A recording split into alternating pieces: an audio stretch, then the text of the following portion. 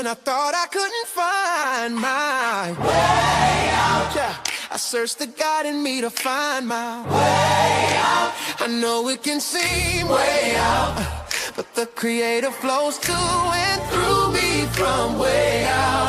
I'm talking way out, way out. Yeah. See, if you believe in the God in you, it's a better place. Creating the force and the power to live a better life. Know that love and joy and peace is one in all of the same space. That you were chosen just like God. Your energy. That's right. Only you can make the change. Shake your head at you. Shine so bright from darkness to light. From darkness to light. Yeah. And you'll find your way out. Oh, it won't seem way out. The power of God will flow through you from way out. Welcome. This is DJ Genesis, and I'm back at it again with another live, and we are going to be talking about what is the energy of Oludumare, the supreme, would you say God, or the creator of all things, of the Ifa spirituality, right? So, Isheshe or Yoruba cosmology. Who and what is Oludumare? But before we get into that, we have to actually kind of get into some other things, because before we actually start to tap into Oludumare, we have to understand what the Orisha is. Now, I am going to bring up a TikTok of some of people from Yoruba, and they're going to give their understanding, because I believe that there are different understandings when it comes down to what people in the diaspora understand and what people in Yoruba understand. So I wanted to actually bring this out and open up a conversation, So let's start off with this video right here. Let's just go ahead and start it off. Let's go. Or that divine being in this world. All right, so we're going to start off with Eshu, right? So Eshu, a lot of people believe that Eshu is what in Christian belief, it would be considered like the devil, or the, like a devil type of energy, because a lot of times when we talk about African spirituality, they will try to say, well, this is demons and devils and evil and this, that, the other. So let's go first into Eshu, right? Now, anyone that's into Ifa cosmology knows that Eshu met Oludumare. Oludumare met Eshu in the darkness. So there's this whole conversation of whether or not Eshu existed prior to Oludumare, or did they exist simultaneously, like darkness and light, Is Eshu the opposite of Oludumare? Is Eshu the feminine energy and Oludumare is the masculine? There's this whole debate going on. But I found it interesting. This guy right here on TikTok, he's been very vocal about his beliefs, and when it comes to, so I'm just play some of the videos that he said and kind of get into it. I think he said a lot of interesting things.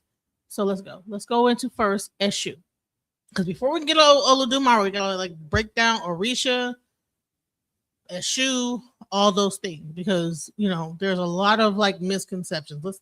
Let's get into this understanding. Let's go. That has suffered from character assassination more than Eshu. The Yoruba divine being Eshu has been misrepresented, miscategorized, mislabeled by individuals that do not even know a single thing about the kind of personality he has or the kind of role he embodies within the Yoruba spirituality. Almost everyone, and particularly among the Christians, would have heard Eshu being called the devil. But beyond him being identified as the devil, do you know any other thing he represents? I believe not. This is because of a very calculated effort at a certain time to make sure that Eshu was demonized beyond recognition and to bestow upon Eshu every single thing that represented evil, where in fact there is not a single thing within the personality of Eshu as is being expressed by the Yoruba people that signifies that he has any semblance to the devil or to anything that the devil embodies within. Only Eshu has been called the devil, a trickster, the sex god of the Yoruba people, among many other different categorizations that are sought to diminish his personality and destroy completely anything holy that he should have embodied. So I've been doing a lot of deep dive into the Yoruba spirituality, and one of the things that has taken my attention is to understand truly the roles of the Eromoles and Orishas within the Yoruba spiritual practice. And one of the things that surprised me was that the more I read about Eshu, the more I fell in love with Eshu. In fact, I was like, I resonate so much with Eshu. I feel You know what's surprising to me is that Africans in Nigeria, at the same time we are learning about Ifa, they're learning about it too. This is the craziest thing I've ever. I'm like, what? So people in Nigeria are. He's saying when I read about Eshu, that means that he was not brought up being taught anything like this. So even people in Nigeria, in Africa, I mean, they're not. It's not something that people, like just know off rip. This is what Eshu is. This is what this is. Like, because African has been so Christianized, right? So what has happened is Christianity has replaced all like religions, like I would say nature-based spirituality in Africa. So even in Africa, they are reading about Eshu. That's the one thing I found very interesting about what he said. When I read about Eshu, right? Not because he was told by his grandfather or his grandmother or whatever. This is like this. He's learning by reading and doing research. Let's go. like I embody personalities that Eshu actually represents in all these accounts that I have studied.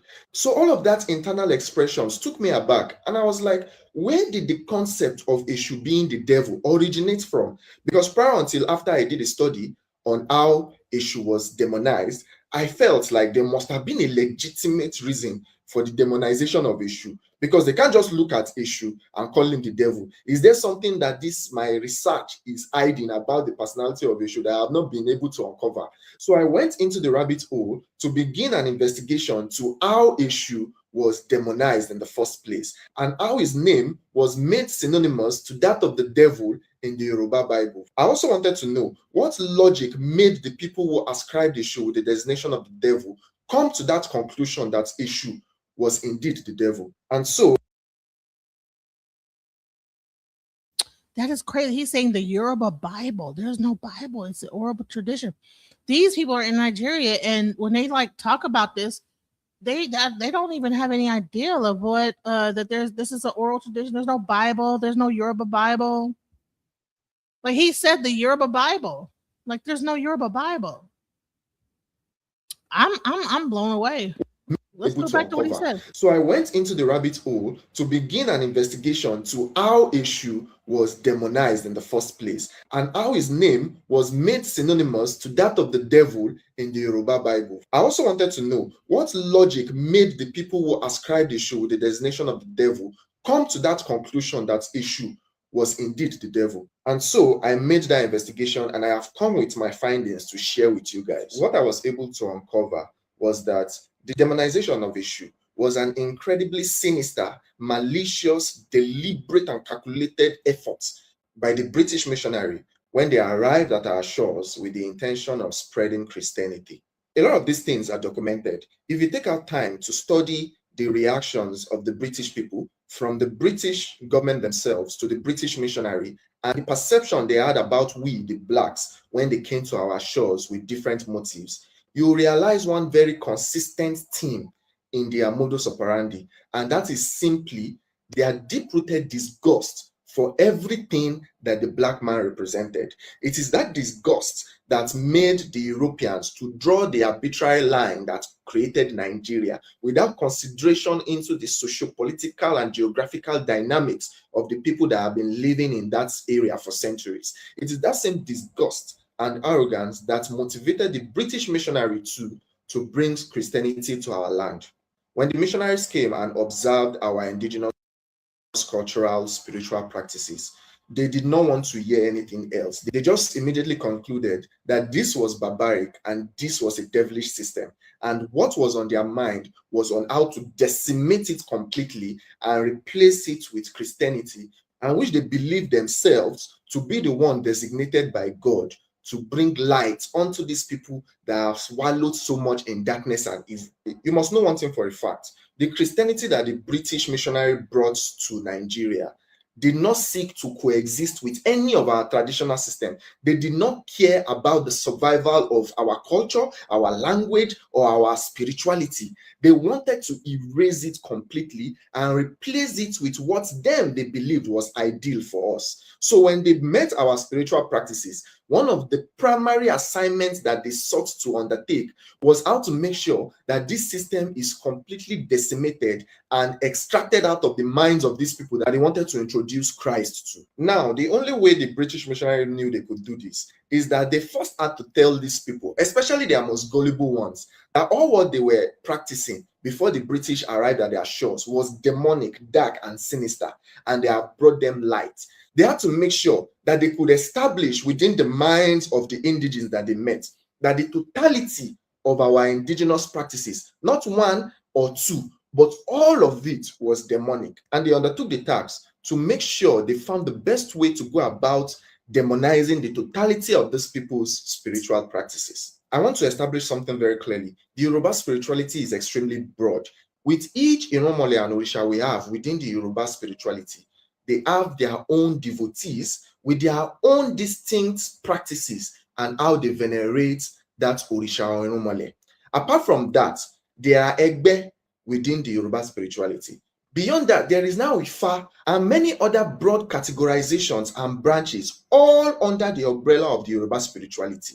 You would have seen that by virtue of this, it would have been very difficult for the British missionary to begin to attack each of them separately. Because if you tell them that Ifa is bad, the devotees may come and say that, oh, probably the veneration of Shango is better there. But you also have to tell them that the veneration of Shango is bad too. By the time you tell them that the veneration of Shango is bad, you might not be able to convince them that they should leave their Egbe. So with the mission being that they wanted a complete erasure of the totality of our indigenous practice, they had to find the most efficient way to demonize the whole system without having to tackle each separate parts of it individually. Now, this is where Eshu comes in. One of the primary rules of Eshu within the Yoruba spirituality is that Eshu is the conveyor of messages between the divine bodies and themselves, and between us humans and the divine bodies within the Yoruba spirituality. For whatever message that must pass through any realm, be it physical to the spiritual, or be it between the spiritual and another realm within the spiritual, Eshu must be involved in it because he will be the one to convey such message. That is one of his primary roles within the Yoruba spirituality. Eshu is that divine being within the Yoruba spirituality that can exist in any dimension. He is a Right. So I wanted to just say this real quick. So if you are able to remove Eshu and demonize Eshu as the devil, because if Eshu is like a central part of a Yoruba cosmology, you are then able to dismantle the whole thing as demonic. So it make it seem like they're worshiping the devil or they're communing with a devil evil spirit, guys. So that's where we get this whole thing that this is like devil worship, it's black magic, and I want you guys to really hear what he just said. Is that Eshu is the conveyor of messages between the divine bodies and themselves, and between us humans and the divine bodies within the Yoruba spirituality. For whatever message that must pass through any realm, be it physical to the spiritual, or be it between the spiritual and another realm within the spiritual, Eshu must be involved in it because he will be the one to convey such message. That is one of his primary roles within the Yoruba spirituality. Eshu is that divine being within the Yoruba spirituality that can exist in any dimension. He is a multidimensional character that has unfettered access to any dimension that exists within the universe and that also exists within the divine realm. Another important fact that you must know. And let me just say this. This is the part that I find just crazy to me. It's like people, like, when they talked about African spirituality and Africans, they thought they were savage. So, you had this guy here. Well, there's only one way to God, and that's Jesus Christ. Well, honey, these practices existed way before Jesus Christ was ever even thought of. So let's just get back into African spirituality and what they believe. Because here's the thing: before there was ever a Jesus, before there was ever a Muhammad, before there was ever a person over here trying to put nigga in the comment, you know what I'm saying? Let me just delete this guy. Before there was ever any of this, there was people that believed in African traditional spirituality. And they had names for everything. They had names for energy. They named these things. People were not a bunch of savage people, that these people came over from Europe and colonized, and they were just so dumb and so ridiculous that they had to like tell them how to do things. These people have very advanced levels of knowledge, including the Yoruba pantheon, the Yoruba cosmology, Ifa, Isheshe, whatever you want to call it. And so what happened is what he's saying is that the first thing they used to attack Yoruba cosmology was Eshu, because Eshu is the connector, the connecting thing to everything in Yoruba cosmology. Let's go into it. Is that Eshu was arguably the best friend of Orunmila, who is the progenitor of Ifa. By virtue of this relationship that Eshu has with Orunmila, it influenced Eshu becoming one of the central figures within the Ifa divination system. Beyond Orunmila, by virtue of his primary role as the messenger divine being within the Yoruba spirituality, Eshu also had very strong relationships with all the other Irunmoles and Orisha and any other divine being that existed within the Yoruba spirituality.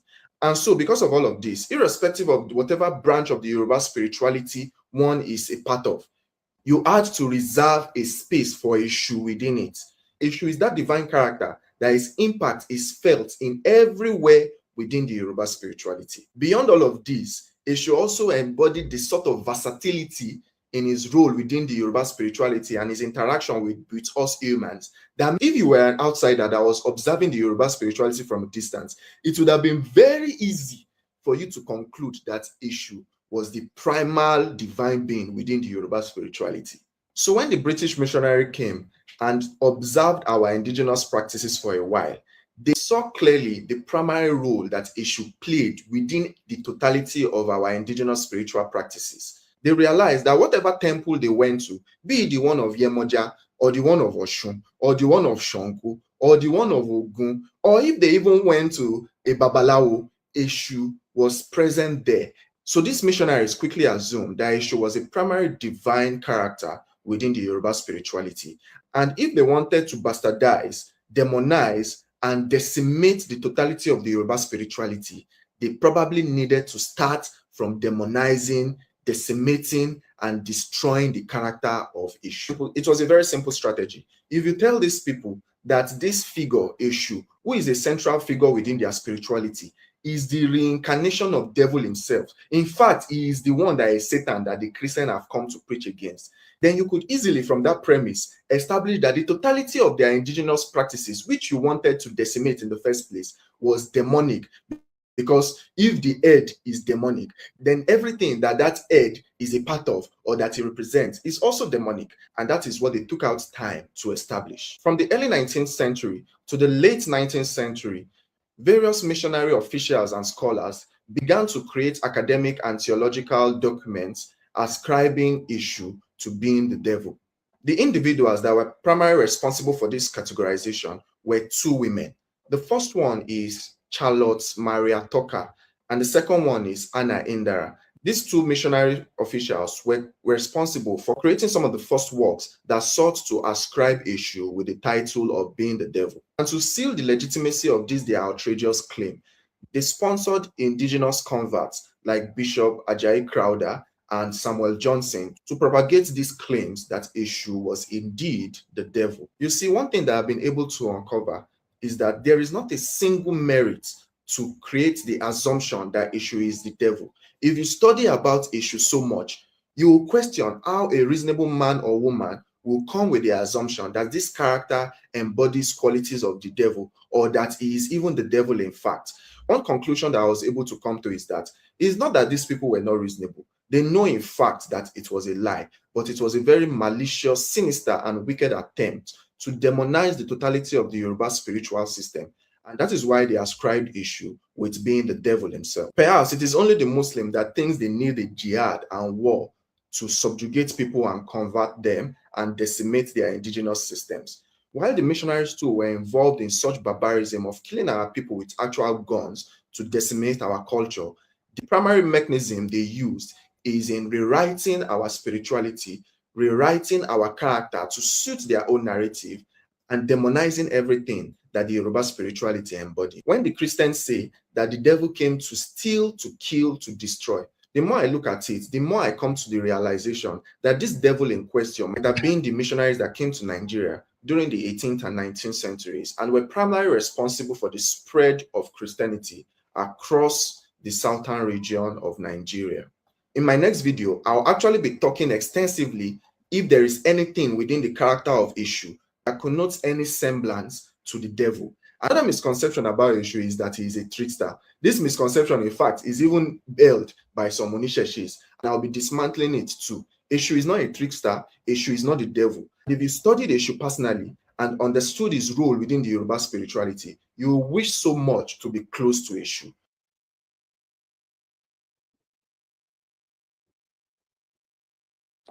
So that was the first video that I saw. I said, you know what, this is we need to talk about this because we need to like break this whole thing down, you know. So that was the first demonization that we had. You know, we had the first demonization of Eshu, and then let's get into the Orisha. All right, let's go. Conception that Eshu is Satan. Another very popular misconception about the Yoruba spirituality is that it is polytheistic in nature, which means that we worship multiple gods and goddesses, in fact. This assumption cannot be farther from the truth. In fact, the Yoruba spirituality only has one god, which means it is monotheistic in nature. So you see this misconception, it has caused a lot of damage. You see that in church. Can I also say that, you know what? Majority of the things that people say are polytheistic are actually in fact monotheistic. Can we actually like do our research and find out that all these things that people are called, they tried to separate polytheism from monotheism, and when you actually look into it and do your research, you will find that the majority of the things that they consider to be polytheistic are monotheistic. Let's get into it. Is one of the focal points that the pastors use in deterring their congregation from even looking at our indigenous spirituality is the claim that we worship multiple gods, we are idol worshippers, and we are pagans. This rhetoric has also spread across the Islamic faithfuls too, and it has probably been one of the reasons why a lot of the younger generation has been alienated from even looking at their indigenous spirituality because they believe that it operates on a paganistic system. Also, in an act of self-sabotage, you will find Isheshe scholars writing within their literary works, especially when they are translating some of these designations to English, where they will substitute Orisha for deity and where they will substitute Orisha for gods or goddesses. I would personally have expected that they would know better that Orisha or Erumoles, in fact, are not deities, gods, or idols. I even saw one in one of the books I was reading. In this book that I completed, you see that in page 252, Falola was saying here that most notably, the worship of Yoruba Orishas or gods, such as Orunmila, Oludumare, or Shango. This is totally terrible way to couch that kind of sentence because it creates a presumption that Orishas are the same thing as gods or deities. If you also go on somewhere like Google Translate and type Orisha, it will bring out idol as the equivalent in English. So all of these has accumulated to present the Yoruba spirituality in a very wrong light. and we'll be trying to address one today, which is Orishas are not gods, deities, or idols. In fact, they are nothing close to any of those designations. So, like I've said in a previous video, to truly appreciate some words in Yoruba, you have to understand its etymology. And it is only when you understand its etymology that you'll be able to appreciate the word and know what it truly connotes. Because a lot of times, a word in Yoruba is often a sentence or extracted from a sentence. And in that manner, when you want to do a one-on-one translation to English, you probably will not have the right word equivalent in English, and you have to substitute it with something that is entirely different, that completely changes the meaning of that word. And one of them is Orisha. Now, what is the meaning of Orisha?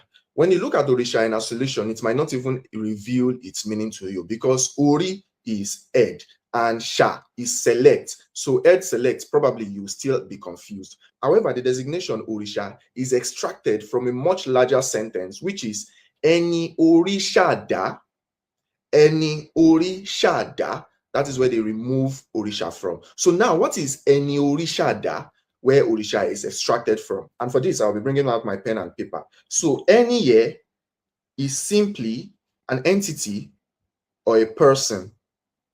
Then Eni Ori here is head. But in this context, it can also mean destiny. Sha is selected or to be chosen.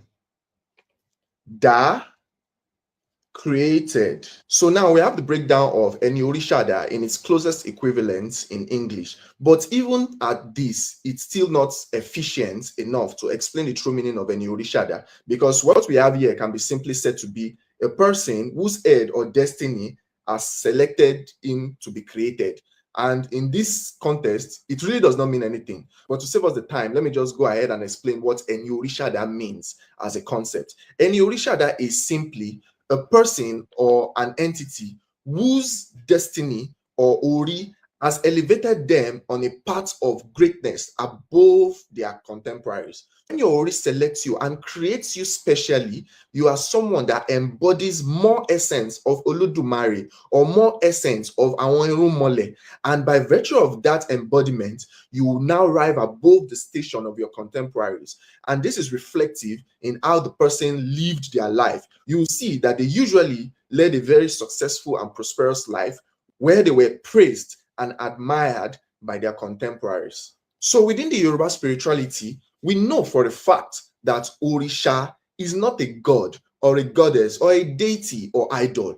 We know that an Orisha is simply an entity who had achieved great feats when they were on their journey on earth. And by virtue of those great feats that they achieved, they amassed a lot of following and admiration from their contemporaries. And eventually, when they were believed to have ascended to Orun, these admirers and followers of theirs, believing these individuals to have become divine beings, began to venerate them and become devotees of that particular Orisha.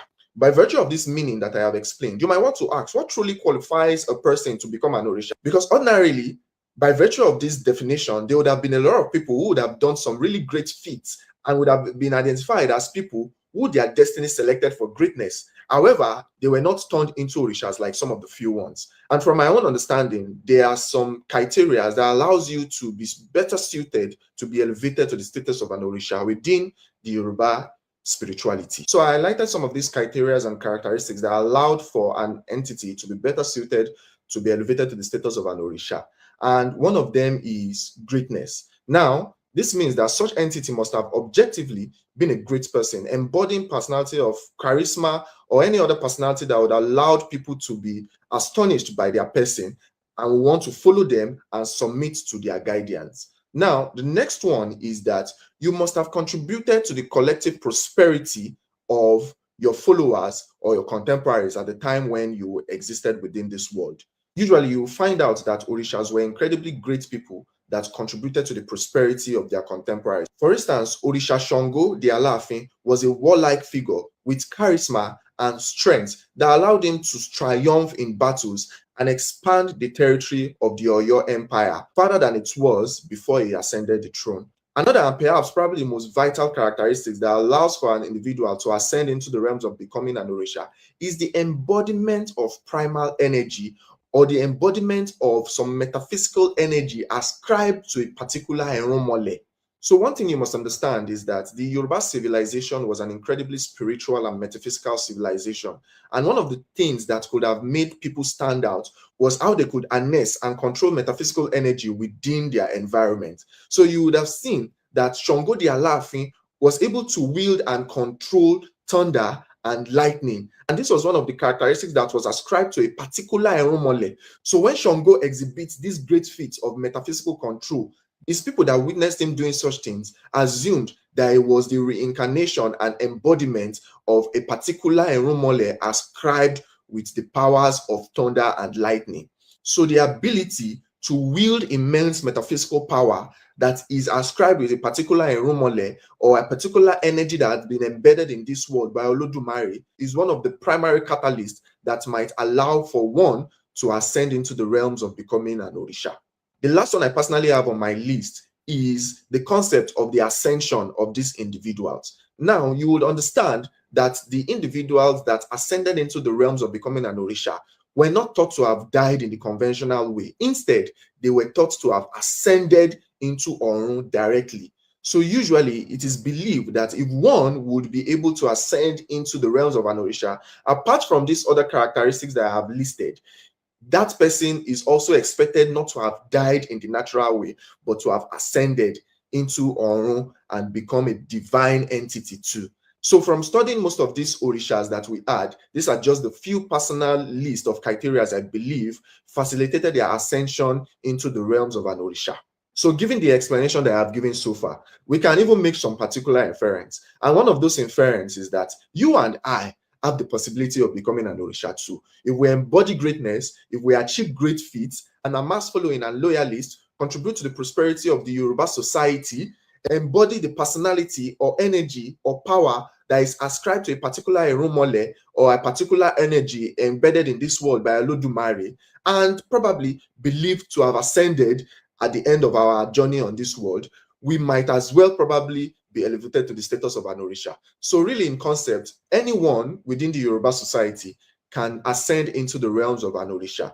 So from all I have said so far, does an Orisha sound like a deity, idol, or god to you? It is not the case. We only have one God in the Yoruba spirituality, which is Oludumare. No one greater than Oludumare, and no one on par with Oludumare. It's not like some deity that has been ascribed with the title of God, but decides to speak to a certain particular race or drops a book from heaven. Oludumare is beyond our plane of imagination. And within the Yoruba spirituality, we believe that we cannot even fully comprehend Oludumare. However, through divine beings by Erumoles, who are the primordial energies of this world, and Orishas, who are individuals that have ascended into the realms of the divine, we feel and perceive the energy that Oludumare has embedded in this world.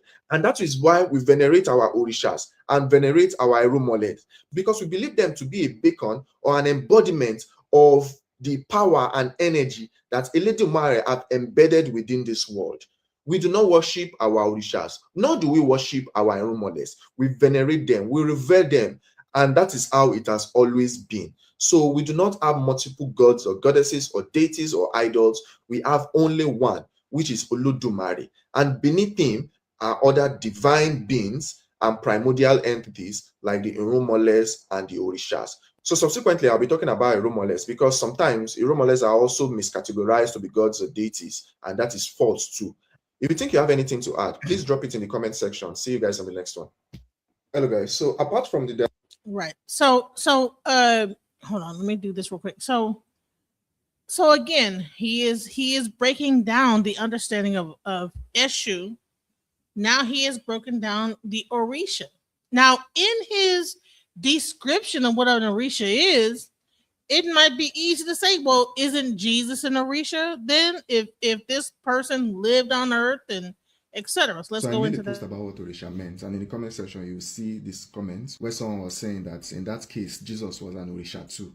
And in that moment I was very, very angry because you see, I kind of find it very foolish to call Jesus an Orisha. Jesus is not an Orisha. If Jesus had existed within the Yoruba civilization, he would have been a regular person that would have been forgotten by now. Even within his own nation where he was born into, Jesus was not central to the prosperity of his contemporaries. Because if you look at the accounts of when he existed, the Israelites were under the subjugation of the Romans. And I find it kind of foolish because if you were a savior of your own people and you are claimed to be God, in fact, you would know that the Israelites at the time when Jesus was alive did not need a theological philosopher. They needed a warrior. They needed someone that could take them out of bondage. They were suffering. They were starving. It's just as though you were preaching religious reforms to people that were mostly destitute. And it doesn't really make any sense if you think about it deeply, because now this dude is held in so much high esteem, is even called God in some cases, and he couldn't even change the conditions of the people. That's why most of the Jewish people are not Christian. 90% of the current Jews did not believe in Jesus. He is a false prophet to them. So why would I ascribe the sacred designation of my own ancestor to a very underwhelming character like Jesus?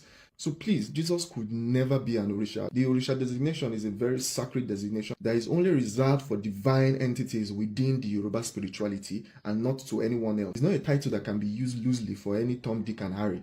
So please, when I come out and take out time to make explanations like the one I make and breakdowns like the one I make, and I see someone typing something foolish in the comment section, I will be forced to curse you because, you know? See, I'm not the one to naturally take a stab at anybody's religious beliefs because I do believe we experience the divine creator in different ways. You understand? And I do not indulge in any characteristics that would present me as a fanatic. But when you come to the concept of Jesus, he's just an insult to me. Because I don't think you understand how underwhelming Jesus was.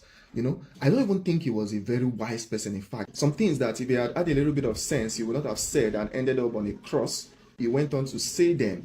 And I can only think of two reasons why he would behave in such a manner. Probably he's a foolish person, number one, or maybe he had a death wish, he was suicidal. So beyond that, I think the people that set up the conventional Christian theological system today knew how underwhelming Jesus was. And that's why they had to incorporate books from David, Solomon. Those guys were elebos, they were presenting sacrifice to their God day and night. But now if you go to church, it's the Psalms of David, books of Solomon. That's what they used to preach. Sometimes they can go a whole year without touching anything that Jesus said in the New Testament and just resting their preachings on the historical accounts of the Israelites and the philosophical documentations of their characters like David and Solomon and the rest of them. It's just a whole lot of nonsense. The modern day Jewish people who are the descendants of Jesus himself do not believe in him, not to talk of you that you are many miles away. So please do not try to misappropriate any of our sacred indigenous systems, from our language to our culture to our orikis, and ascribe it to a very underwhelming personality like Jesus. You just end up creating more resentment towards the system that you guys are establishing. I really think a lot of you guys do not have the capacity for deep thoughts, but then again, it's not in my place to save you. But just, stay on your own corner and do your own thing and let the other people do their own thing. That's just it. I mean, listen, I have nothing against Jesus, but I'm going to say that this is, this is not the views of me, but I'm just saying that interesting. You know what I'm saying? I found it very interesting. So anytime I come here and tell you guys that the Yoruba people, their history and spirituality is in grave danger, it seems as though that I am exaggerating, I am a fearmonger or something. But consistently, I have seen things that have corroborated the fact that we are in trouble. Our history and spirituality has been distorted beyond reason. And I just want to express one to you. So I was reading this book, The Myth of Ife. Now, it was written by a white man, but the reason why I picked it up was because it was recommended to me by a friend who said that even though it was written by a white man, the accounts within it was the undiluted testimony of an Oni of Ife, which is Oni Ademiluyi Ajagun. And the account in that book is exactly as he said it, with other reference to babalawos and priests within the Ife. And the white man did not impute any meaning into what was told to him by the Oni of Ife at the time. So that was why I picked up that book. And now when I began to read it, it's a small book, so I could finish it quickly. Then I got to a certain page, particularly page 57. Although there have been some pages that have been saying some things that didn't make sense to me. But this one stood out to me, and I just want to read it out to you. So in page 57, it's talking about Orishanla. And this was the account that was given by the Oni of Ife according to the writer of the book. So let me just read it to you. Orisha was a god of great knowledge, open brackets, apart from the contents of the bag which was stolen from him by Odudua, close brackets, and taught his son, Olurogbo, who according to tradition is the ancestor of the white race. The Oni attributes the ascendancy of the Europeans to the upbringing of Olurogbo. If you don't understand what is written here, it's basically saying that one of our Irumole's son was the father or the ancestor of the white people. And particularly, the Irumole in question is the son of Orisha, who is known as the wisest son of Aramfe. And because of this wisdom Orisha had, which he taught to his son, Olurogbo, the ancestor of the white people, that is the reason why the white people are much more superior and smarter and better than the black people. That is what ascendancy means here. Is not go and check the meaning of ascendancy. It means superior, to be greater than. And according to what was written here, he said the Oni. So he's trying to say that this is the account that was given by the Oni. The Oni attributes ascendancy of the Europeans to the upbringing of Olurogbo. Now, I don't have anything to rebut this claim. I don't have any facts to rebut this claim, but I know it's a lie. I know for a fact that this is a lie. That there is nowhere in our history that our Irumoles will ascribe wisdom and ascendancy to the white people. Especially when probably we have not even met the white people at the time when these mythologies were formulated. These are the kind of distortions that has plagued our historical accounts for. And see, it's not as if I'm going out of my way to look for these sort of books. They come to me, and when I read them, I see the kind of distortions in them, and I'm very sad. It is the same thing with the history of the Yorubas by Samuel Johnson. It is nonsense, pure nonsense, written in a book and made to become an authority that our generation is expected to read. One thing that I have just concluded is that the white men particularly, they were incredibly afraid of the Yoruba race, because I don't know why one would want to go through these extra miles to distort the history of a people that they are not scared of. You understand? Because they know that distorting that history will be a mechanism which they can use to subjugate our subsequent generations, like the ones that have come before us. But it ends in this generation, Nitemi. And me personally, if anybody is not going to support me, I will make sure it ends in this generation. That is how Samuel Johnson in his book, Samuel Johnson ló kọ̀wé, àbí Obadiah Johnson ló kọ̀wé, we don't even know, àbí òyìnbó ló kọ̀wé yẹn tó wá slap orúkọ Samuel Johnson sí. Torí Samuel Johnson ti kú kí ó tó publish ìwé yẹn. But Kasha ni pé Samuel Johnson in his book, he states that the reason why the Yoruba people are now colonized by the Europeans is because of the evils that they have done in the past. And the Europeans are the wrath that God has brought upon the black race.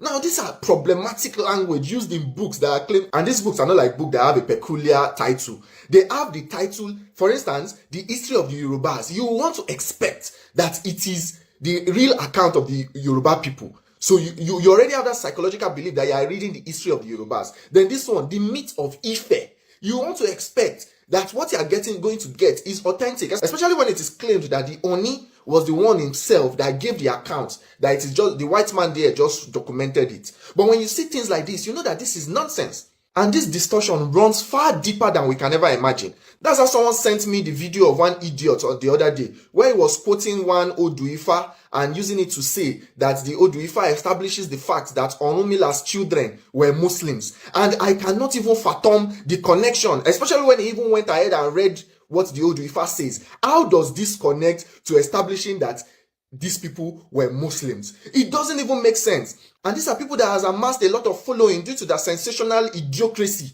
And you go to their pages, they have 80,000 followers, 100,000 followers, and they have been spitting out nonsense. What I just want to let you guys know is that you have to have discernment. If you do not have discernment, you will digest rubbish and you will enjoy it. You will enjoy the rubbish that you have been fed, and your life will spoil on a grand scale by the time you are done. There is no way out for you. So please, we have to be very careful. In fact, now, this is an urgent matter that has been brought to my own knowledge. I will seek out this sort of books and we will debunk them. Whoever wrote it, even if it's a professor, even if it's a priest, even if anybody that wrote it, we would debunk it if there is lies within them. Because let me tell you something. Irrespective of the fact whether the person is a professor, irrespective of the fact whether the person is an acclaimed and celebrated educational specialist or spiritual, if you are a Christian, even if you are a Yoruba person, if you are a Christian, if you are a Muslim, you are not supposed to be caught in the place where you are writing about the history of the Yoruba people, or where you are writing about the spirituality of the Yoruba people, because you are writing it from a colonized mind, and you will definitely put rubbish inside it. There is the only people that has the authority and has the legitimacy to write the history of the Yoruba people or the spirituality of the Yoruba people are the practitioners of that spirituality and the people that hold that history in ISA, which are the Onisheshis. That's one thing I want to talk to the Onisheshis about. Your life, if you are an Onisheshe now, is not just for you. We have to come up, reach the ends of affairs in every way possible within the Yoruba country, and make sure that we debunk this nonsense. You have to become professors. You have to become great lawyers. You have to become great scientists. You have to become great everything, so that we can stand on a point of authority and debunk all the nonsense that has been tied in claims that they are writing our history and our spirituality. Because the fact remains is that there are a lot of very, very gullible people within the Yoruba nation, especially even the younger ones, that will pick up these books and that will study them and bring them out as an authority. Someone will come and tell me that, do you know more than Samuel Johnson? Mo mọ̀ ju Samuel Johnson lọ, orí Samuel Johnson ò pé. Àtúnkù Samuel Johnson lọ́nà ọ̀run ọmọ àlè ni pẹ̀lú ìwé tó kọ yìí. I know more than Samuel Johnson, kò ní dá fún. So they will tell you that these people that are crime writers, they have written some things and we cannot go back against it. It is not true. The things that have been written here, even the ones that have been written by the white man is there. The one that has been written by someone that is not a Yoruba person is there. The one that has been written by a Yoruba person that is operating from a colonized mind of Christianity and Islam is there. We have a lot of things to do. We are in trouble and we need to sit up. Apart from fighting for survival, we need to find a way to retrace our steps and untie all the rubbish that has been tied by these people.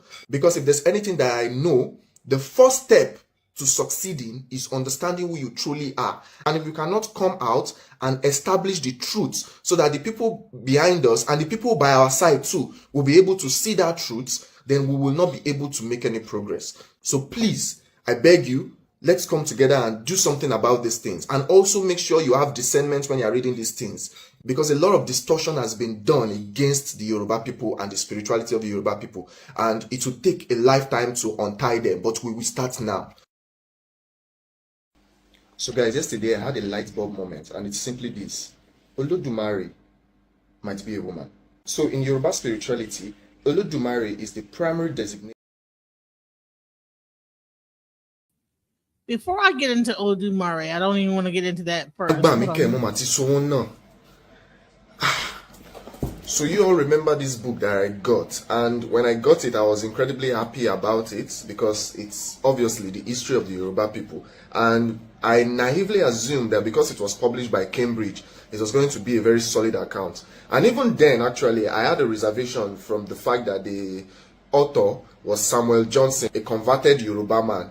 You understand? And I knew that there would have been some inconsistencies when it comes to subject of religion.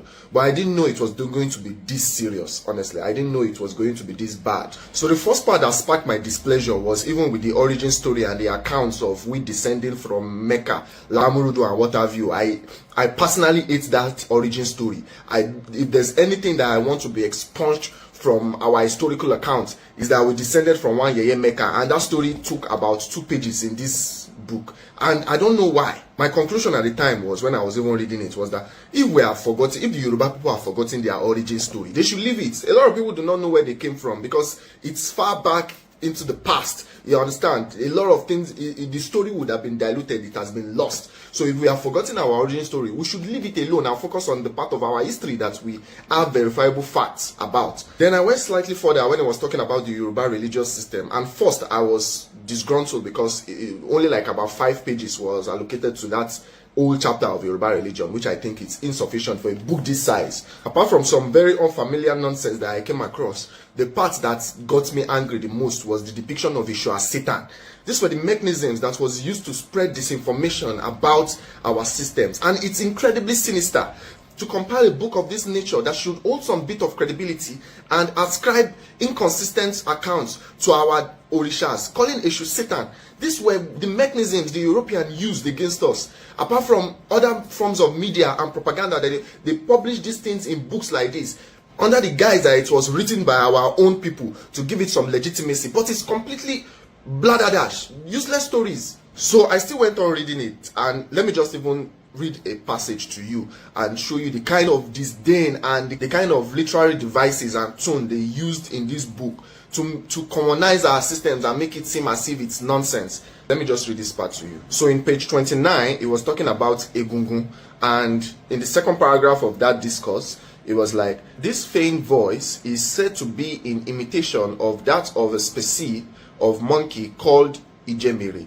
The animal is regarded with superstitious reverence, the power of walking erect, and Tolkien being ascribed to it and it's esteemed a clever physician.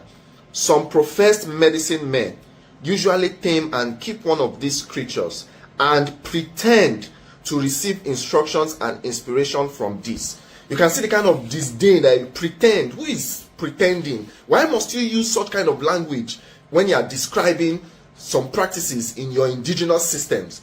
It doesn't make sense. These are the kind of things literates will read, other people that does not have any interaction with our systems will read and will be able to form a biased opinion against it. Even Hugh Clapperton, the British explorer that came and passed Oyo, he did not have such disdain in his journal. He did not write about our system with this kind of disdain that this book is being written in. And it's just so sad because, you know, I bought it and it's not like as if it's cheap. It's 100,000 naira, for crying out loud. And I have to read it.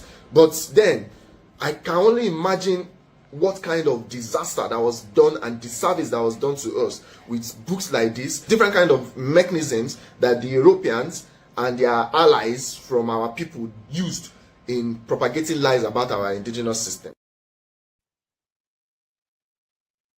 Man, you know, I know that he speaks with an accent, but the words were there. I hope that you guys go back and just rewatch it because, you know, it's a very interesting thing. Like, look at all the lies that were told about the indigenous systems. If you guys are from America and you guys have any Native American within you, like all this stuff, like there were native nature-based traditions, and imagine how those things were demonized to bring certain things into. So this whole thing is a psychological operation that we have no idea, like the level people were willing to go just to enslave people, right?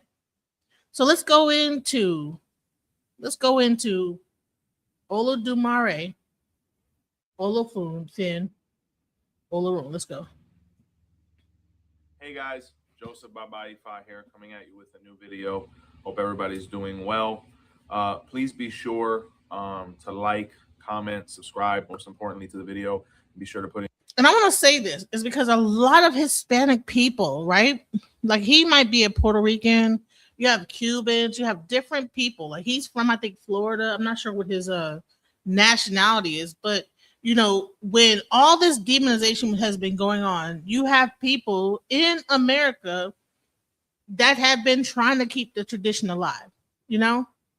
So while like people were going into Africa and they were able to successfully colonize and Christianize not certain parts of Nigeria, you still had people over here in the Caribbean, you know, that were keeping it alive. So let's go. Let's hear about what he your own questions based on the topics that we may be touching on or others that you may be interested in learning more about, right? We've been getting great responses and we really appreciate all the support that the channel is getting.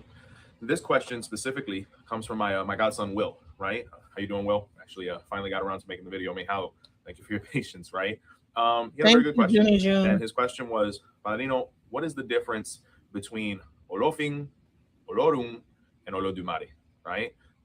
He had an idea. He said, you know, I know they kind of all reference God, right? But I wanted to know what each of them meant. And, you know, if we're using them correctly, how are they supposed to be incorporated? All these different things. So we're going to go ahead and delve into that, right? So we're going to go ahead and start off with Olofin, right? Being that it's the one that I guess. Before we talk about like this whole thing, I want to say that God in a concept is not the same concept of God that we understand in Christianity, Islam, etc. So we have to like, so in order for you to really understand the concept of God in Ifa tradition, it is not the same concept of God in Abrahamic faith. So I think that you guys need to like when you're listening to this, please understand that this is not the same concept. First of all, let's get into that. All right, let's go. you can say is closest to earth. So when we look at the word olofin, it's a compound word like most things in Yoruba are. The first part of that word is olo, right? And the word olo means owner, and the other part of the word is ofin, which means law. So when we look at the term olofin, it actually means owner of the law or governor, right? And what ended up happening in Cuba is this actually ended up becoming the term most synonymous with God, right? When you look at Western culture, Neo-Latin culture, diasporic culture, the owner of the law was seen as God, right? Being that politics and all these different things are so present in the New World, it kind of got affiliated with that, right? That's one explanation as to why. But when we actually look at the word olofin, it doesn't necessarily mean God. It does represent a very high position within society, though. And probably the reason that it got most associated with God or the concept of an almighty being was because of the person that title was first associated with. So when we look at the word governor, and we look at the connections that it has, the first olofin was actually Odudua, right? And Odudua has a couple different titles, and the first one was olofin, and specifically olofin aye. The word aye references the world. So when we say olofin aye, we're talking about the governor of the world, and Odudua was the first one of this. You're also going to hear the term olofin adimula, which means the governor, and then we have another compound word that comes after it, adimula. So we have the word adimu, which means offering, and la means great, which means the governor who receives great offerings or large offerings, right? Because of his position. The reason probably that olofin, even though it was associated with Odua, actually ended up becoming associated with the idea of a supreme being is because that's what Odudua was on Earth. And when we kind of look at that concept, it was the most easily relatable, right? Because, you have the idea of the governor of Earth and all these different things. Well, we associate that with God. When in reality, it was the title that was first given to Odudua. Is it still legitimate to call, God Olofin?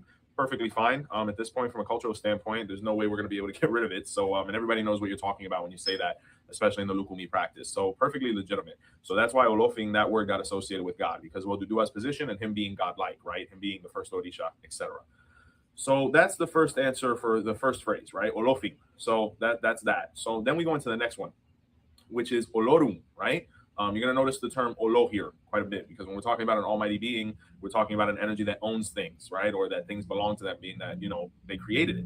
So the word Olorum, once again, is a compound word. The word Olo, once again, means owner, and Orum actually means the sky, right? So when we put them together, it means owner of the sky. And this actually really correlates to the sun, right?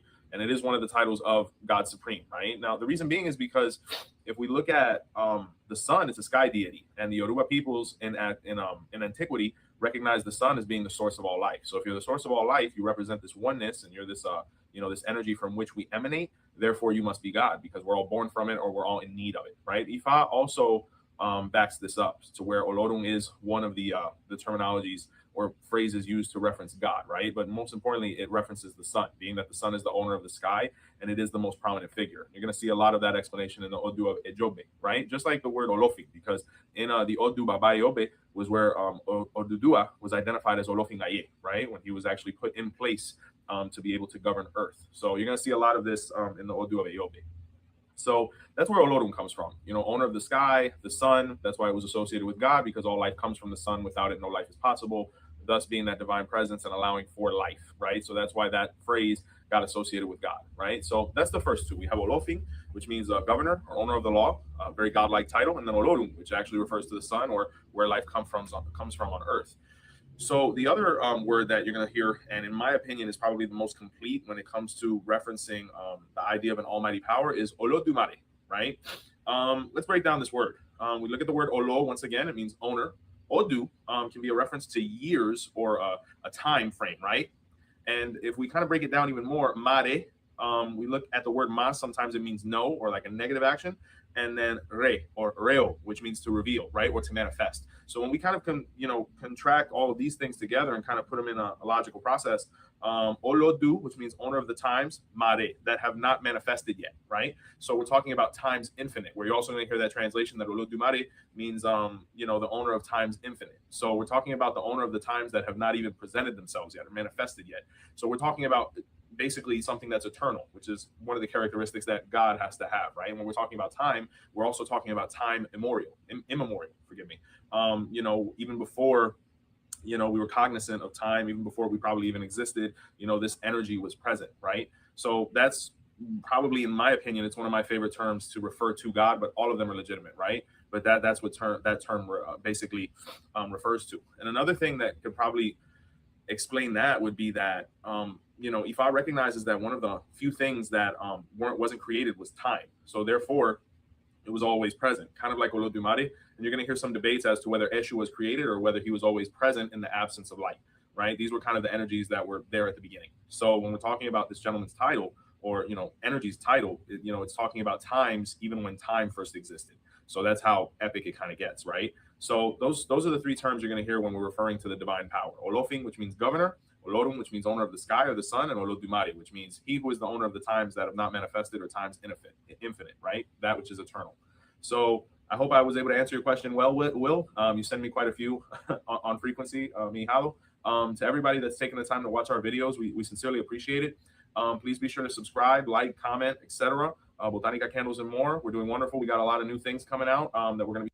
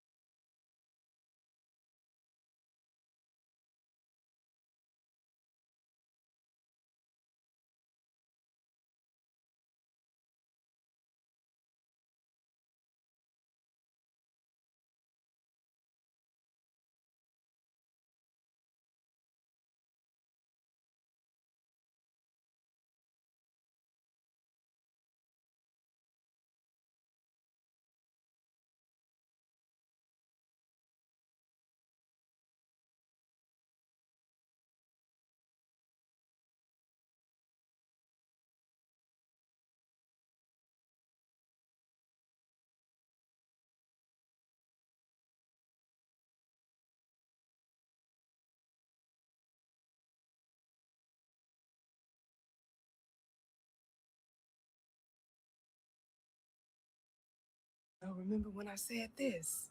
It's going to be a hot take, so I'm going to need all of my Arisha people to either hold on tight, breathe deeply, or just go ahead on and scroll. My God, or Supreme Being, has never and never will be a man. And I don't care what tradition it's in. Now, the community was ready to hang me up by my titty nipples and burn me at the stake. But that's okay, because I'm rarely ever wrong about these things. Often early, but very rarely ever wrong. Watch this. Oludumare might be a woman. So in Yoruba spirituality, Oludumare is the primary designation that is ascribed to the Almighty Creator.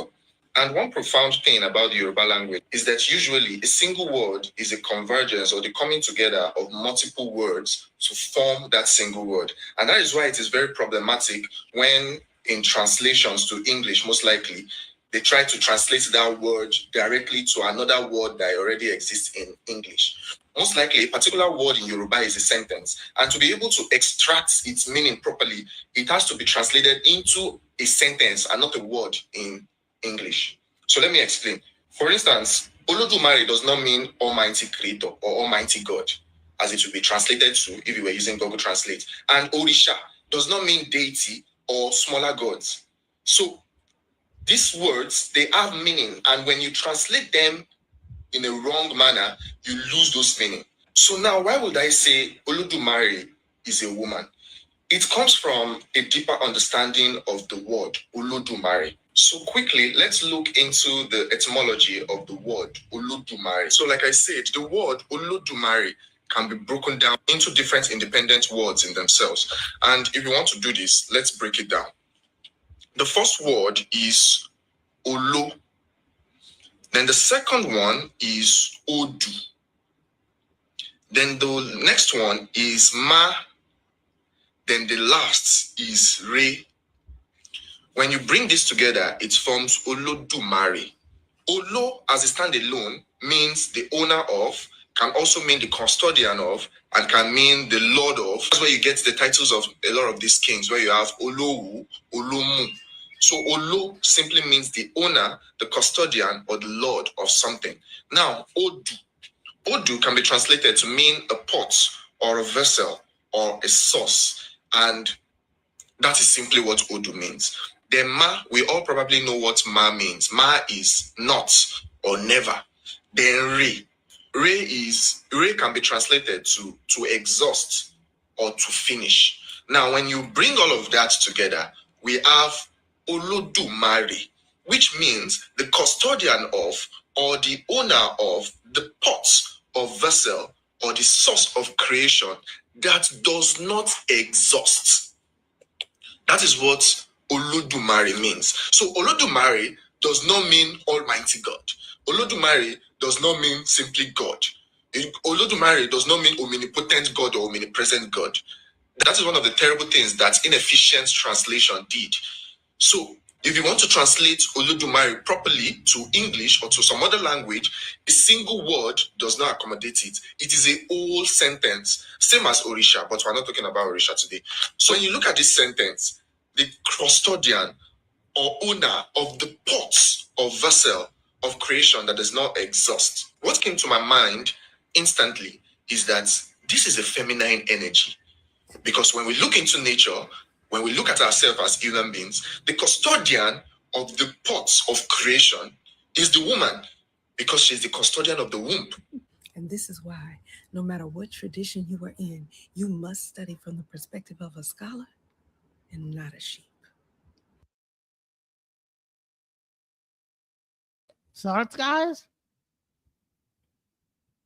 Thoughts, guys? Let's go. Manifestation. This is when you express. Let us talk about manifestation. This is when you express your desires and intentions to the universe, believing that it will align things in your favor. And it is very much in line with the Yoruba poetic style of praying known as Iwure. Iwure in the Yoruba culture is done to Oludumare. Now, who or what is Oludumare? That word literally means the cauldron, the large pot that is inexhaustible. Odu is a cauldron, not Odu. Odu. And Mare means can never finish. It can never be exhausted. So Oludumare is the embodiment of a pot whose content can never be exhausted. This doesn't really mean God in that sense. Oludumare is actually the Yoruba metaphor for the universe. Eledumare is neither male nor female. Nothing in that word suggests gender. This Edumare can be accessed through the elements of nature known as the Orisha. The best metaphor that our ancestors could think of to describe this supreme energy is Oludumare, the very large and round pot that can never fully be experienced. We are never going to be able to understand it or him or her in full. But we know that Edumare is conscious and in charge, and that is the Yoruba understanding of the workings of the universe. Washiri.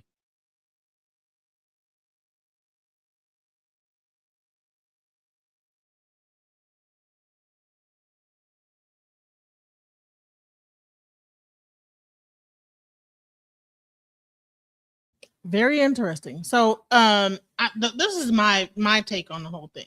You know, I would believe that you have Oludumare and you have Eshu. You have both things that have a masculine and feminine principle, Oludumare and Eshu. Now they say that Oludumare met Eshu in the darkness. I don't know whether Eshu itself was feminine energy and Oludumare was the masculine because you have the light meeting the darkness. I don't know. I'm not going to say I think that either one was feminine or masculine, but I do believe that they probably both have both. Everything on this earth, everything in the universe has both principles. So whether or not, I'm not gonna like debate whether or not one is more masculine or feminine than the other. You know, it's difficult to describe the creator. Thank you. Exactly. But you have people talking about this, you know, like you have people trying to demonize Eshu. You have people saying that Oludumare is a woman or a man or whatever, you know. But how do you really describe the creator? If you say that Oludumare is above creation, then why would you give it a feminine or masculine thing. It's light, it's dark, it's something that where we're trying to suck Oludumare into our own human understanding when it's very, very well documented that Oludumare is not something to be brought into our own understanding. It's something that exists and is outside of our understanding. It creates and whatever it is what it is, you know? But somehow, sometimes we as human beings, we want to personify things, you know? I heard someone that says mare means serpent, you know? I've had people talk about but you know, Odu is the womb. The Odu. When you do the actual divination, Odu, so I would say within it has a feminine principle. Mare, Odu Mare. Who knows? But I, you know, listen. I wanted to bring this to people and see what they thought about it. What are your thoughts? Much love, guys. Peace. Just when I thought I couldn't find my way out, yeah, I searched the God in me to find my way out. I know it can seem way out, but the Creator flows to and through me from way out. I'm talking way out, yeah, yeah, yeah. See if you believe in the God